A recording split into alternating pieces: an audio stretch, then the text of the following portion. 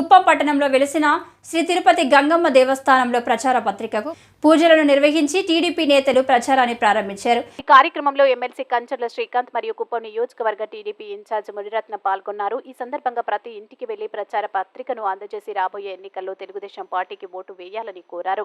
కుప్పం అభివృద్ధి చంద్రబాబుతోనే సాధ్యమని ప్రజలకు వివరించారు. రాబోయే ఎన్నికల్లో కుప్పంలో చంద్రబాబుకు 1,00,000 ఓట్ల మెజార్టీతో గెలిపించేందుకు ప్రతి ఒక్కరూ కృషి చేయాలని ఎమ్మెల్సీ కంచర్ల శ్రీకాంత్ పిలుపునిచ్చారు. ఈ కార్యక్రమంలో టీడీపీ జనసేన నేతలు నరేష్ రాజ్ కుమార్, ప్రేమ్ కుమార్, ప్రతాప్, సత్యేంద్ర, శేఖర్ మరియు తదితరులు పాల్గొన్నారు.